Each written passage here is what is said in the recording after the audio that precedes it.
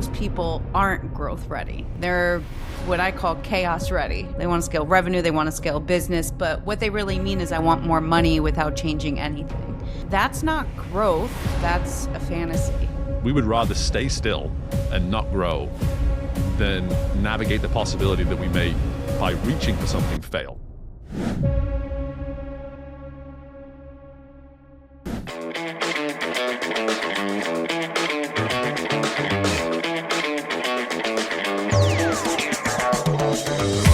Hello there, it's me, Steve Mellor, and welcome in to GrowthReady, the podcast that allows high performers to reveal the reality behind what it means to ready yourself for growth, the personal and professional challenges along the growth journey, while also allowing the high performance executive coach in me to satisfy his curiosity toward what drives optimal performance. On this episode, we welcome the Doctor of Marketing, Alexa D'Agostino, to the show. As a serial entrepreneur and fractional CMO, she is actively curious in her quest to find clarity on her and her clients' growth journey. It's not about being fearless, it's about being curious. Hear fear in the room, you don't ignore it, you interrogate it. Alexa helps us see that no matter how much we want to grow, all growth can start when we are ready to invest in the mindset required to navigate all that comes with it. Hey guys, as we get started here with the episode, I want to just take 1 minute of your time to make a request for you to subscribe and rate the show.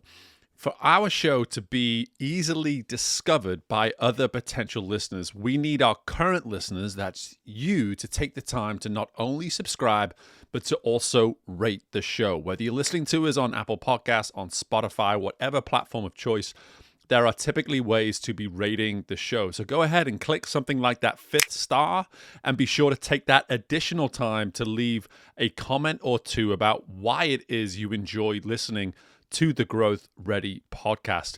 Your efforts on this will allow our show to be more discoverable, which means we're going to find more listeners and continue to have that significant impact on the community of human performance and personal development that I know you are all benefiting from by being listeners to this show. Please go ahead, take the time, subscribe, rate the show today. Hey, and while you're at it, why don't you share it with a few people as well? I appreciate you guys.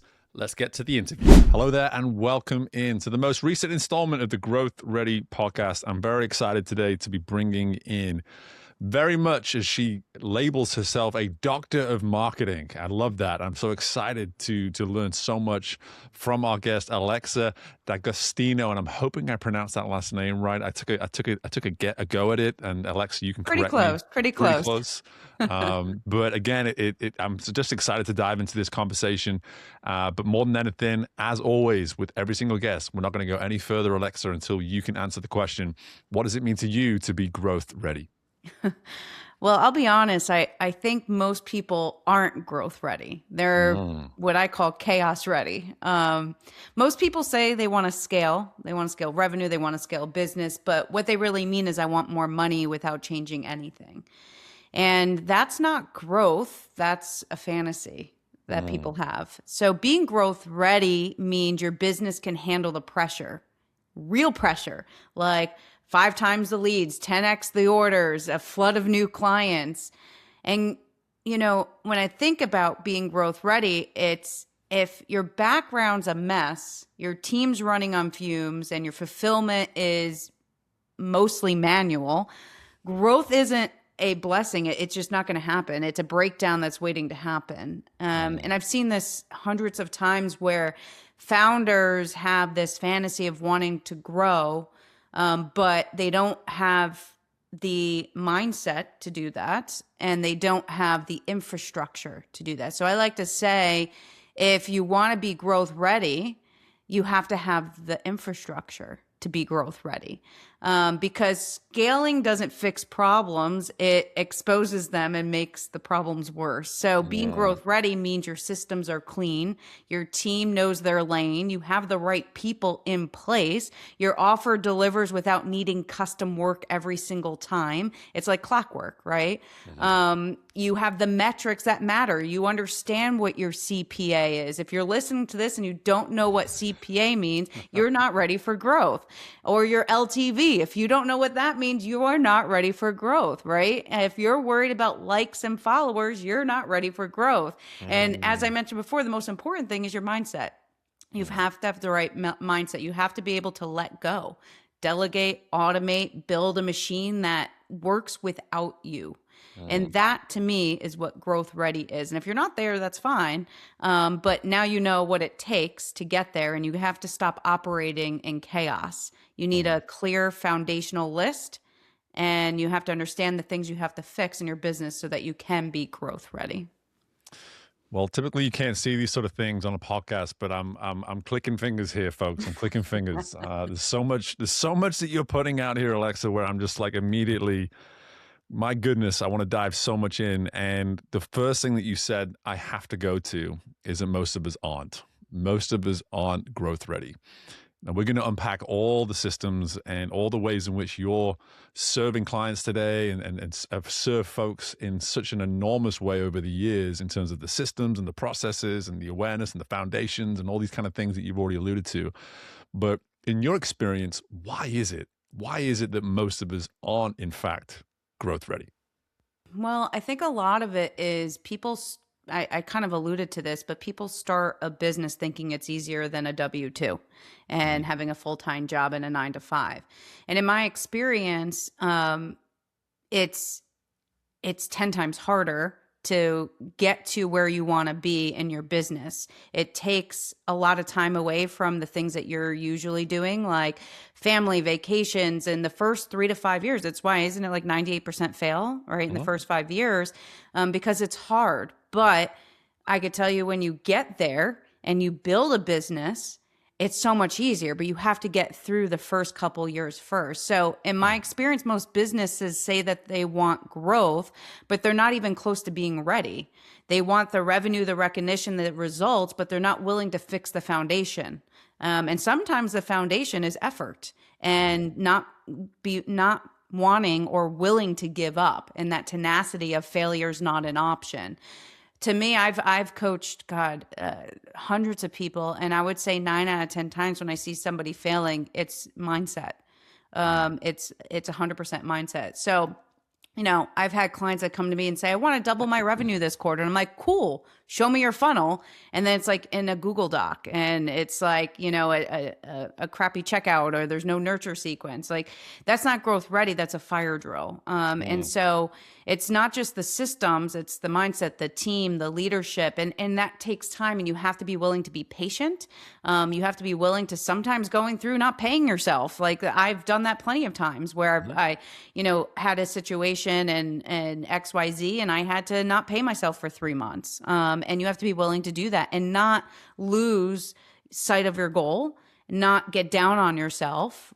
Right. But I've also seen companies sabotage their growth because they won't delegate.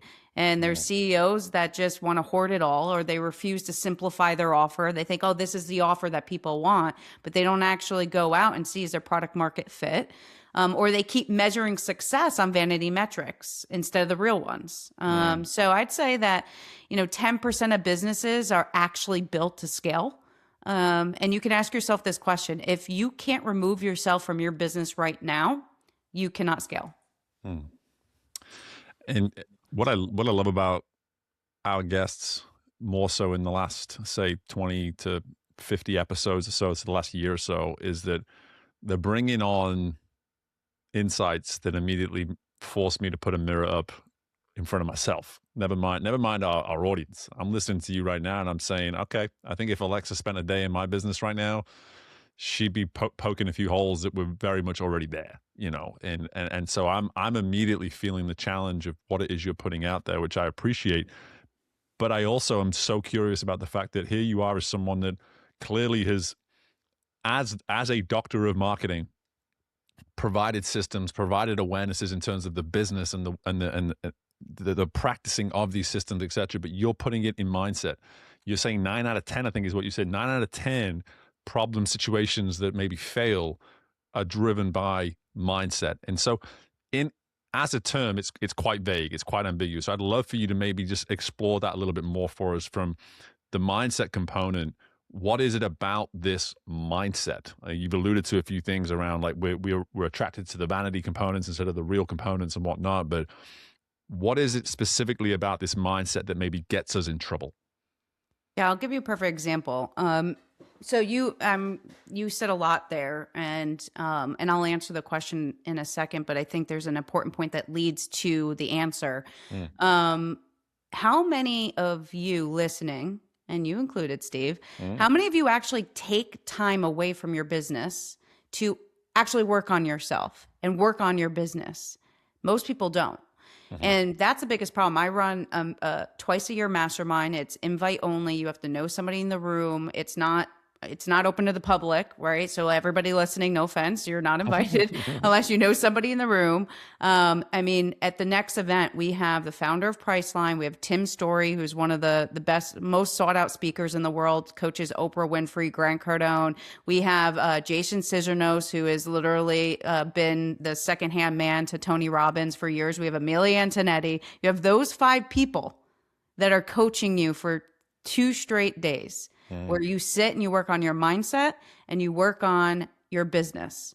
And do you know how many, it's taken me years to build this, and we have 50 people max every time it sells out. We're sold out until next year at this point. And do you know how many people I've spoken to over the last 5 years, that would never get an opportunity to sit in a room with millionaires and billionaires? The average net worth is 8 million in the room. And they said, I don't have the time. I don't have the time. And that's the problem, because the mindset that actually handles growth is the one that actually takes the time away from the business to grow. And I'll be real, if you walked into a business, anybody can poke holes. I could poke holes in any business, even a business that is humming, I can go poke holes. So it's not because you're doing things wrong. It's because what growth requires is brutal clarity, but you can't get clarity if you don't take the time. And the fact that you're even curious, that tells me you're already ahead of 90% of the business owners out there, because most people aren't even curious of what the problems are in their business. I'll give you another example. So a part of this group, it's a mastermind. You have to be invited in, and then you have to be invited to stay in. And probably about 10 events ago at this point, it was about maybe 4 or 5 years ago, I had a person, he does probably 3 to 5 million a year. And we're sitting around in a circle, and I have a guy who makes about 4 billion a year sitting in this. We had a breakout session. And the question was, what's your largest challenge right now? We go to the billionaire, and he gives us 3 big challenges that he has, and we're trying to help solve them for him. We go to the guy who makes 3 to 5 million a year, and he says, I have no challenges. If you don't think you have challenges, it's just because you're not looking, right? And so part of it is mindset. You don't want to fail. It's ego, right? If you have problems or challenges, you're failing, and your ego can't handle that. And that's a big part of it. It's the mindset that you have to do everything, that you can't delegate. Only I can do it. Nobody else can do it. Only I can do it this well, right?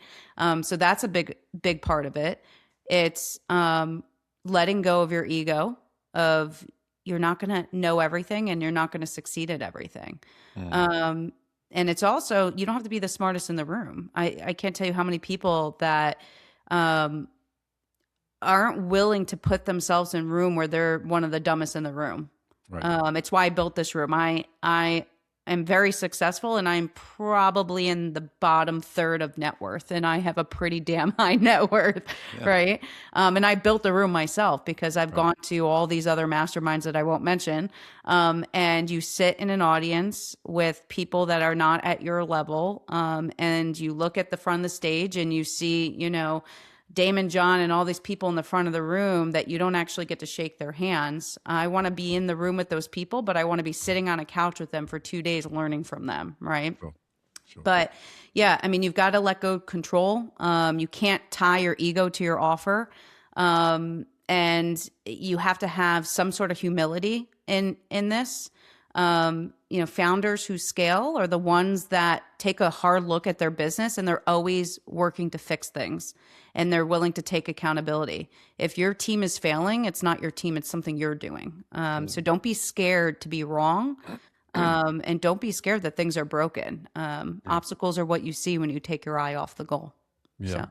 It's so much good stuff. And for me, what you're describing there in your masterminds is actually what I do with this podcast. I don't want to be the smartest person on these podcasts. I don't want to be the most educated person each time I meet with someone. I get encouraged by the fact that you can come in and challenge my own way of thinking. And you're just the most recent guest who's been able to do that. Something you talked about there, though, in response to how mindset can maybe get in our way, it's not so much what it is we're doing with our mindset. It's more about just the sheer avoidance of investing in it, period. And for me, the failure piece of that is the same. I always hear this term sort of fear of failure, but really it's an avoidance. It's an avoidance tactic. The fear, I actually probably live with a fear of failure, but it doesn't drive me to avoid it. It drives me to face it. It drives me to get curious about it, especially when I'm coaching clients as well. When I hear fear come into the conversation, it's about me encouraging the discussion of the fear, not about, well, I don't want to talk about that, do we? No, we want to address the fear, ask where it's coming from, and then start to get curious about what it might look like to navigate this fear as well. And there's a lot of science in the fact that there you are talking in percentages of, 90% of folks don't want to do this kind of work. The truth is, like, the science is there when it comes to failure.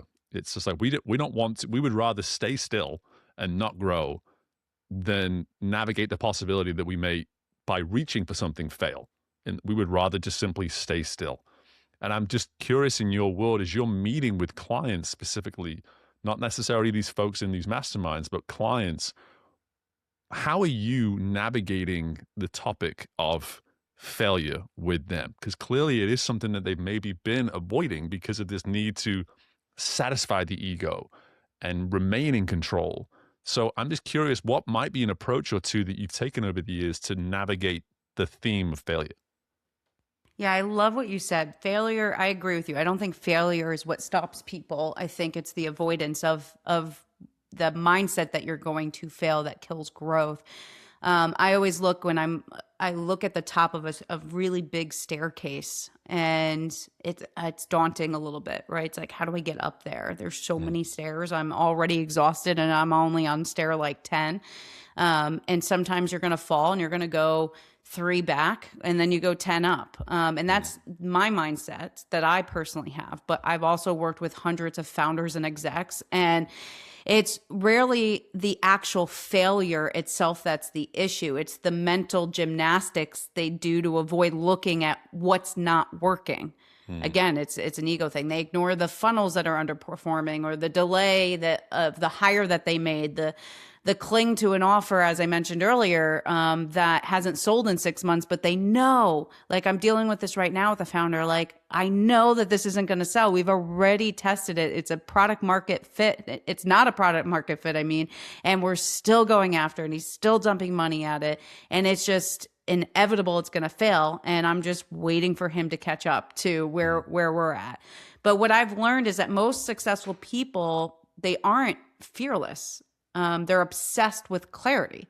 People think I'm fearless because I just go for it. I'm just obsessed with figuring it out, and everything is figure outable, right? So when failure shows up, they don't avoid it. They zoom in. Yeah. Why did this break? What's the date? And they're obsessed with the details so that they can learn from it and grow from it. I've actually failed more times in my career than I've succeeded, but my successes, and number-wise, was bigger than my failures because I failed early and often to figure it out, right? I actually came up with a concept before called DICE, D-I-C-E, where you can actually go through and you can actually see each part and each decision that you're going to make and what exactly is the risk to you. So you have to understand the risk and is it worth it, right? If it's going against your integrity, then the risk is high. If the duration is really long, the risk is higher, right? If you need more people on your team to be a part of it, right, and there's a big commitment, the risk is higher, right? If you can't execute it, if you don't have the people to execute it, the risk is higher. That's the DICE, right? And you look at those 4 things to determine, okay, 1 through 4, I'm going to rank these 4. And if you're at a 16, this is too risky to do, right? And so it's understanding how to understand when things are risky or not. But at the end of the day, you have to weigh, okay, it is risky, but the reward is really, really nice. And you have to weigh that, right? But it's not about being fearless. It's about being curious. And if you hear fear in the room, you don't ignore it. You interrogate it. You know, I always say fear is data. And it's telling you where the next growth edge is hiring, because a lot of times what you're fearful is actually where the opportunity is. And if you build that muscle to walk towards it instead of dancing around it, you're going to scale so much faster, just period. Most people would rather sit in a business that's slowly dying than risk breaking into something that's pursuit of growth. And the risk, it's a real risk. Yeah, but you know what's a bigger risk? Stagnation, right? But yeah, so I mean, I've worked with clients and I don't ask, what are you afraid of? I ask, what are you avoiding that you already know needs to change? And that's real where the real work begins. It is. And to your point from the outset, it's like, do we want to do that work? And what I love about always informing our guests is that we're not really attracting listeners that don't want to do that work. So we're talking to a very curious group already. But at the same time, the way you just described curiosity as a form of interrogation, I think gives curiosity not only a greater definition, but it makes it more practical. I think curiosity as a concept is very, very gray. And we're just like, is curiosity what my 6-year-old daughter does when she's just looking at a couple things at home and just like, I wonder which one I should do here? Or is it truly intentional? Is it directional? Is it trying to lead to something next? And is it also about discovery? Because that's what I hear when you say interrogation, I hear discovery. It's like we are actually trying to see a result of the curiosity as opposed to simply considering. Because sometimes I think curiosity can be labeled as a form of consideration. And when you look back at your own journey, when did you learn these lessons? When did curiosity become this thing? Was it something that was just natural to you? Was this ability to interrogate everything that was in front of you? Again, was it natural or did it come over time? And how did you learn that lesson, I guess? It's actually funny because I've gone through a very interesting entrepreneurial journey. And I've made people look at my success and they're like, oh, you're so successful. I'm like, I've made so many mistakes, so many mistakes. I'm actually writing a book about why I think I am who I am and why I am where I am. And I started to write the book about when I sold my 4th business, which was a life-changing. I was 23 when I signed, 24 officially when we actually, executed the sale, and it changed our entire life. And it was, a bold move on my side to come out to this guy and say, hey, if you're going to keep asking me questions, which was true. I had a marketing agency, he had an advertising agency, and he kept asking me all these questions about digital. And I finally said to him, I said, if you're going to keep asking me questions, you have to either start paying me or you have to buy my company. Yeah. And he was like, how much? And I threw out a number that was way bloated. And he said, okay, come in and pitch me tomorrow. And this was December 23rd. So he wanted me to come on Christmas Eve to pitch him. So I go home and I say to my wife, I'm like, we're selling our company, babe. She goes, no, we're not. And I told her how much. She goes, where are we going when? And so the point here is I started writing a book about how this changed my life. But then as I'm writing this book, I start kind of alluding to other things in my life that are before and after this sale. And I realized I'm like, that was just one thing. And I call it defining moment. That was one defining moment that changed my life.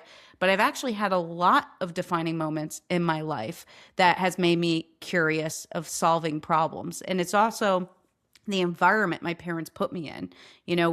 So the first chapter of this book is called Sunday Night Dinners. My dad was an executive at IBM. He ran all the manufacturing plants worldwide, and he would come home, and on Sunday he would give us the problem of the week at work. And I was like 7 years old, like trying to solve, problems most, the senior level people making millions of dollars couldn't even solve. Like, obviously I wasn't really solving the problem, but even though I think I did solve one. He had to lay off 500 people worldwide, and he asked me how I would do it. And I do think I actually helped him solve that. What was your advice?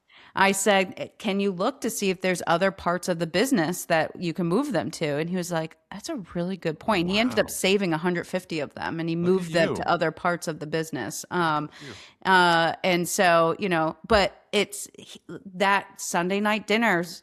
And so we do this with my daughter now every day. We do roses and thorns, and we try to solve each other's thorns. And we're trying to teach her problem solving.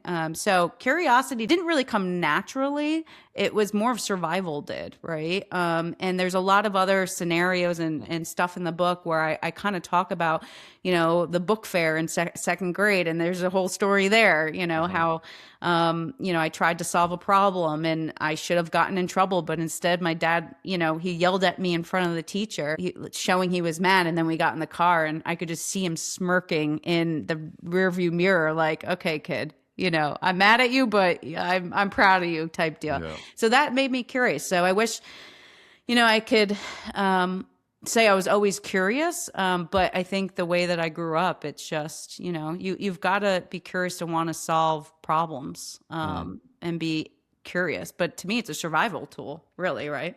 I'm so drawn to that comment of curiosity didn't come first, survival did. Almost as though curiosity was a product of survival. And immediately I'm just relating on so many levels as someone who's where I am today versus where I was 10 years ago, left in the dust 10 years ago, built myself back up over the last 10 years. And I just think to myself, my gosh, like, was I curious that whole time, or was that curiosity a product of the survival and simply the incessant need to find a way to survive, to take that next step to the next step to the next step? For you today, how much of that do you feel is still relevant today? Like, from the outside looking in, as you said, people are looking at you and saying, you're a success, you're a success. And it's always where I meet clients too, is typically I work with someone who everyone around them is claiming that they're a success, but they know inside it's like, we still have so much work to do. You have no idea how many things we still need to figure out. So for you now, when you look at what does survival mean to you today? Or is it no longer relevant? How do you look at that today? Yeah, it's actually such a good question, because survival just never goes away. I mean, people love to look at me and say, you made it, you're successful. And yeah, I've built companies, I've exited, I've scaled brands to hundreds of millions. I've built now 3 badass, I don't know if we can curse on this, agencies. But the truth is survival doesn't just disappear, it evolves. A perfect example, I had this gut. Your gut is most of the time right, guys. I had this gut, and I lead a lot with marketing with my gut. And we have a couple very big clients that I've been working with for years that trust me because of my gut. It's quite interesting. But I had a gut with something. And, if you're a founder and you're not looking at your P&Ls like every other day, like you've got to be looking at this stuff. But I had a gut that we were missing margin somewhere on something in our tech side, because we have a marketing tech agency, marketing tech and commerce. We're very, very big in commerce. And I'm like, okay, something in this P&L, there's something wrong here. Like there's something in this profit margin that doesn't seem right. And it was like 3 points off in my point of view. So I started digging and digging and digging, and I found out that there was something wrong, right? And so look, do I need this company to survive? No, I don't have to work another day in my life if I don't want to. But you know what? Who does? All my team. All the people that I work with, they need a paycheck. They have families. So survival isn't about me anymore. It's about these people. And it's kind of like my event. Like, I don't do these events to make money. We donate it all to charity. So Right. we've at this point donated over 700,000 to charity. Mhm. But survival now looks like protecting my time, protecting my mission, making sure that success doesn't turn into stagnation. I'm 36. I hopefully have, 60 years left in my life, right? I don't Mhm. want to be just comfortable, because once you hit a certain level, the danger isn't failure, it's comfort. Yep. That's the real threat, right? And getting used to winning, that you stop asking questions and you stopped adapting and you stop being ruthless with what no longer works for you, right? So, to me, survival today means staying sharp. It Mhm. means knowing when to avoid an offer or when to cut what's draining us. That's my biggest thing. The last 2 years, I've cut so many people out of my life that was just draining the life out of me. Mhm. No, now in my life, it's like all positivity. I don't want like anything negative in my life. And it's just uplifted me. I wake up with a smile. I moved out of New York. The cold was depressing. I Mhm. moved to Florida and you just have palm trees everywhere, sunshine. Besides today, it's like 35 degrees. It's like the I coldest know. day in I'm the in the South right now. People are Oh just my they God, can't it's handle it. Can't handle it. freezing. Yeah. But we only have a couple days of this. So, It's all right. but everybody wants a piece of you once you're successful. And that's what I've learned. Mm. And the more successful you have, the smaller your circle gets. Mhm. And your attention, your systems, your team, your energy, everybody wants it. And so survival now is saying no more than yes. Mhm. It's about chasing and choosing momentum over maintenance, and never assuming what you've got will just keep you there. You can lose Yeah. it at any minute. You can get cancer tomorrow, which costs you millions of dollars, and lose all your money. Right? I mean, you can die tomorrow, right? So Mhm. it's you don't want to stay comfortable, and I think Yeah. that's an important. That's how people lose it, and live Yeah. and keeping up with the Joneses. Mm. I drive a Ford. I could I could buy 25 Porsches if I want. I choose not to. I Right. could live in a $10 million mansion if I want to. I choose not to. Yeah. Right? It's you got to figure out what's important to you. But I wake up every day like I have something to prove, not to the world, but to myself. Yeah. Right? And I definitely want to go there a little bit in a second, but there's something that I need to emphasize for everyone listening is that the necessity around all of what you're talking to. There's the way it's coming across is almost organic in a way, but also an intentionality. You said what's been draining me, but then the first thing you did is you went to the who. You said these I got aware of what was draining me, and then you went straight to people, and it's just like, well, hang on, that's not a what, that's a who, and let's get really intentional about that. Let's get really clear, like, and again, as your success grew, your circle got smaller, not organically, intentionally, with that desire and that appetite to say, I know the bigger I get, the more people are going to want from me. Do I want to allow that? Some people do, some people don't. And what I'm hearing from you is that for you to have gotten to where you are, the necessity that you put into these decisions is so intentional. And I just want folks to understand that this it could easily come across that there was an organic component to this, but I have to emphasize, I can just tell from the way you're explaining this was intentional. This was a necessity that you saw to implement within this world. So I do want to now go to this idea of thinking more about what it is we need to put around us in order to be this success. Because something you said there at the beginning, going all the way back now to just the mindset and the infrastructure. Infrastructure sounds all about we're focusing on everything around us. The mindset forces us to get really specific inwardly as well. So finding that balance around like the concern for the external and the concern for the internal. So let's move to those people now that you've been able to avoid, sorry, not avoid, but be able to eliminate over time. What did that do for you in time by simply getting clear on this is who I need around me and this is why I need them around me? Yeah, I mean, I think it's a few things, right? People in your life should it, it- I look at if think about it as banks. We're both banks. Mm. And I'm a giver. Like I will keep putting stuff in your bank. Keep putting in your bank. And I very rarely will ask. And if I do, it's most of the time very small. But it becomes a point where you can only give so much to everybody, right? So I think it's you're going to have more people in your life that don't understand what you're doing because they've never done it, and a lot of times that's family and friends. You're going to get to the point sometimes where you outgrow people, and they look at you and they say, "Oh, yeah, that like she doesn't know what she's doing," right? And I've had that, and it's because they don't understand it, and I have a lot of young college kids that gravitate toward me and listen to my podcast and reach out, and they ask me to mentor them. I mentor them all for free. I don't charge them. And a lot of them have said, "Well, my mom, said you're putting a lot of faith in this lady." I said, "Well, what does your mom do?" "Oh, she's, manager at a grocery store." Exactly. Right. And then, not that that's a bad thing, but you don't want to be a manager of a grocery store. If you did, then she would be a great mentor for you. Right. And so you need to surround yourself with people that are motivating, that have done what you've done, or have done what you want to do. And again, it's why I put this group together, because I couldn't find that in my local community.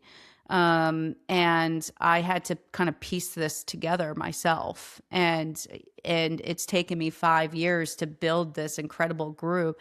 I mean, I get to have people like Tim coach me.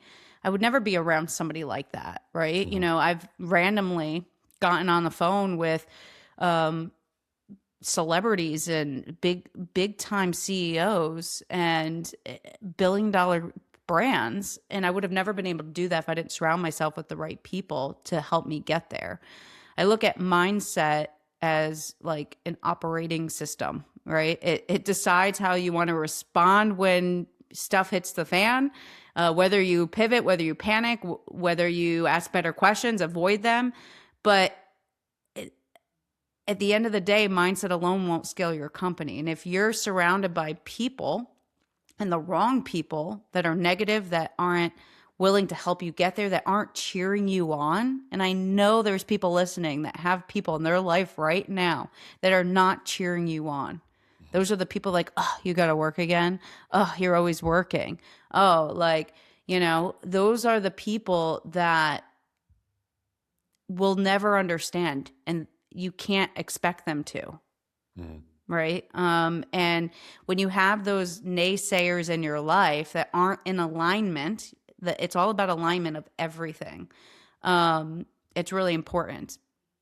And it will mess with your mindset if you don't have that. Yeah. And it's when, going back to your comment about comfort earlier too, it's when comfort starts to creep in. Like, I feel like comfort is the result of those around us. Like if those around us are comfortable clocking out at a certain time and checking out at a certain time and looking at things a certain way, that version of comfortability starts to kick in with us too.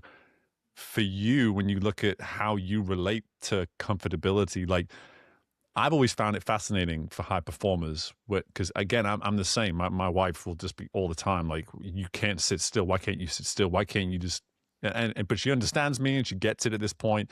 But for me, it's just like the incessant curiosity that I do have towards my world and myself typically keeps me out of the seat more than it does in the seat. And so when you look at your relationship with comfortability, where do you see it sneaking in the most today? Like, where are you having to have your awareness up toward it creeping in more than maybe any other area in your world?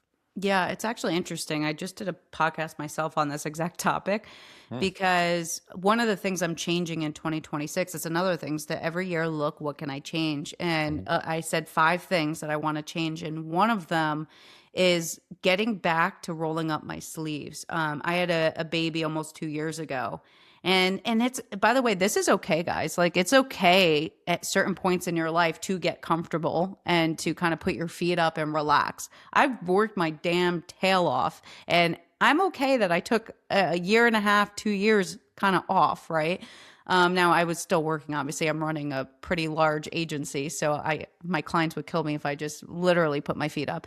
But I'll be honest, I kind of like tuned out a little bit. And I was just so focused on my family and a baby and, just, trying to get back in shape and, just my life. And I kind of needed it, and it's okay. But now 2026, like, I'm like, okay, I'm all back in here. I've got to kind of fix stuff. I told you some of these margin issues I found, and my eye wasn't on it. If you're not looking and you're not looking for the problems are not only going to keep existing, but more are going to come, and they're going to grow, grow, grow. Right. Mm. So I had to go through the work a little bit, the last 12 months to get my mindset. I said, mindset's your operating system. You got to continue to fine tune it and upgrade it. The moment you're comfortable is the moment you stop working on your mindset. But the thing is that your mindset alone is not going to scale the company. You need the whole infrastructure around it that amplifies that mindset. And so you have to work on all of it. And part of it is motivation. If you don't have the motivation or drive to do it, which, to be honest, I didn't. Mm-hmm. I mean, I look at my bank account, I'm like, I'm not motivated right now, right? I had to Sure. find something to motivate me, to get me excited. And it wasn't until we acquired the company of the guy who invented Amazon Alexa, who's now my business partner, and he's our CTO. That started to get me excited again, right? Because now we're molding marketing and product, and we're working on some really cool projects now, and so now I got remotivated again, right? I think, to answer your question, I think, there's a point in life where we all at some point get comfortable. And you have to remotivate yourself. You have to refine what your drive is, and that's okay. You can't beat yourself up. I'm just now going to go 10 times harder, right? Mm. I mean, I have to acknowledge, like, there's got to be some good jokes in there around Alexa acquiring the guy Oh, that it's founded so Alexa. I mean, come annoying. on now. It's I was at a NRF, the National Retail Federation event last week, and the CEO of a $7 billion company, which is one of our clients, we were talking or whatever. And this is the first time we ever met. I've been working for them for a while, but I've never actually met him in person. He knew who I was, and he knows my company, obviously, because he sees all the work we're doing. We're doing most of their marketing work now. And he said to me, he was like, yeah, it must get really old having the name Alexa. I said, yeah, and I know who to blame, my business partner. It's actually a really cool story too, how he came up with it. But I joke and I say to him, you ruined my life and I'm about to ruin yours. And now you have to be my partner. So you There it have no is. choice. Payback. I Payback, love it. man. But what you were saying there just about motivation, I think, is so important. It's easy to assume that because we set off on a certain path, motivation is always going to be there, and for you to actually go and acquire, like, quite literally acquire motivation, it's a lesson in itself. Is it to actually have that awareness of, hey, I've not been motivated for a little while. It would be easy to assume that at some point it's just going to show itself, but sometimes we have to be additionally intentional and just say, hey, this motivation is not coming from anywhere that I see right now. How can I go acquire it? Where can I go find it? It's typically where I get most irritated around this time of the year. We're speaking in January as we record this, but the New Year's resolution fads and all this kind of thing. And it's like, it's not really motivation. What you're acknowledging is not motivation. It's an idea at best. And it's why it's not going to, it's why 96% of New Year's resolutions fail. It's not really a motivation. It's something that just makes sense maybe in a moment. And so for you to acquire that, to put that right in front of you, it's awesome hearing that excitement. Something I definitely want to touch on before we start to close up here is something you said early on, is this, how scaling can expose problems. And for me, the one thing I do in my work as a coach is I believe that our growth exposes our standards and at least the integrity around those standards, and so again, it's very similar language, but I want to hear it in your words now of just, when you say scaling exposes problems, explain to our listeners, like, what that can look like and how that comes across in your world. Yeah. I mean, I actually think I've lost money over integrity. And I think it's really important, so I just want to say that, but I think, what you said, I think 1,000%. Growth doesn't just test your systems. It tests your standards. It tests your integrity. It's easy to have values when things are slow. It's easy to say we care about quality when you have 5 clients. It's easy to say, we don't tolerate chaos when there's no volume. But when you scale, you're going to have everything and above, right? And so when leads are flying in, the team's stretched and scattered, and you're being pulled in 20 different directions, that's when your real standards show up. That's when your real leadership shows up. And I could tell you, I haven't always been the best leader. And I've Mm. let, us losing a client and me having anxiety that I have a, multi 6-figure payroll stress me out. Right. And then I'm like micromanaging, what are you doing? What are you doing? Right. And I could tell you in the past, I haven't been the best, but what I do is look in the mirror and say, okay, I wasn't my best self. So how it happened this morning, I was a little angry at my assistant because she double booked me on 2 things, and I had a really important meeting that I had to go on actually. And she rescheduled it, and I was like, why? Like, why'd you do that over something else that wasn't as critical, right? So afterwards, I wrote and I was like, hey, I wasn't my best self there. If I came off as I gave you attitude, I apologize. Like I had to kind of check myself a little bit. So, are you do growth to me looks it's looking in the mirror, right? And you can't grow your business unless you're growing yourself. And it puts a spotlight on the gap between what you say you value and what you actually prioritize under pressure. The best way to understand what you value is look at your calendar. It's the quickest way to see what you actually value. And I've seen companies blow up really fast because they're not prioritizing the right things. And they're saying my value is X, but on their calendar, it's Y, right? But for Can you give me me, an example? Could you give me an example of that? yeah, Just out of I mean, curiosity. if you say that growing revenue is your number one priority and you have no lead calls on your calendar and you're not spending any time Mm. during the week going out to get revenue, then they're not aligned, right? Right. And I've had many people where they said, my company's not growing. And I said, okay, well, how many hours a week are you spending on lead gen? None. Well, what do you think? It's just going to poof appear? And Right. genuinely people think that's just what's going to happen. Mhm. But to me, they never codified what their standards are and they've never protected them. For me, it's a non-negotiable. My wife always says to me, the reason why she married me was because of my values. Yeah. Because to me, it's a non-negotiable and my standards scale with me. Yeah. Because if you don't hold your integrity when stuff gets big, you weren't built to grow. It's again, I go back to, I mean, I would say most of our neighbors and our friends, once they get to know us, they know we have money. But we're not really showy people. We live in a very nice home. But we also try to be normal. Like I don't want, I'd rather have money in the bank and 25 real estate properties that I'm renting out than to, live in a ridiculous home, right? So Mm. that was really important to us. And there was a point in time where, like 6 months ago, my wife had to check me because I was like, I love our house. I mean, it's a 5,600 square foot house. It's not small. But I said, I found this house. It's on the beach. It's 12,000 square foot. We can buy it in cash.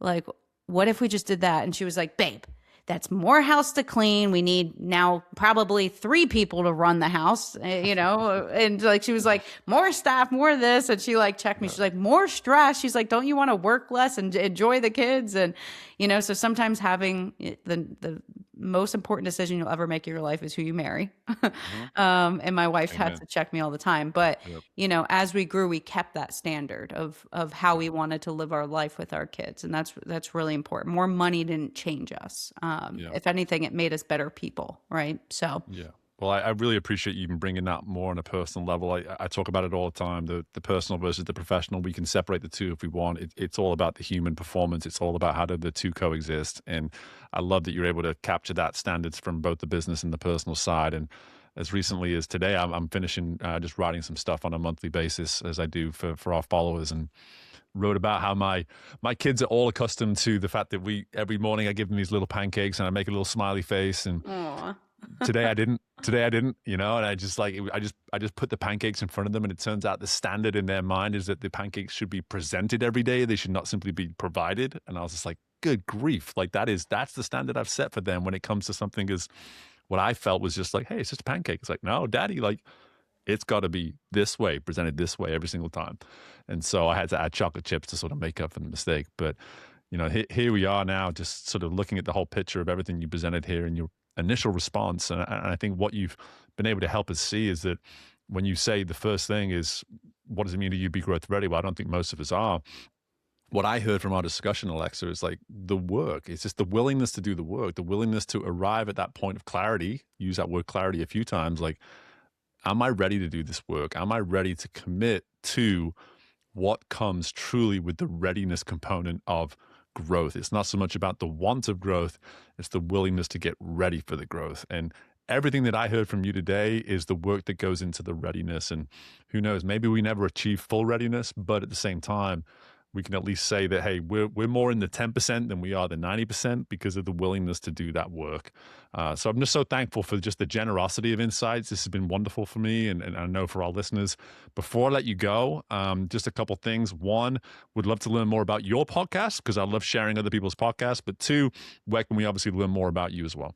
Yeah, you can go to alexadagostino.com, and it has more about me, my marketing and tech agency, or on social, Dr. Alexa D'Agostino on pretty much almost every platform. So, Awesome. Well, again, Alexa, appreciate the time. Thanks so much. Best of luck with the year ahead. And just appreciate the time. You too.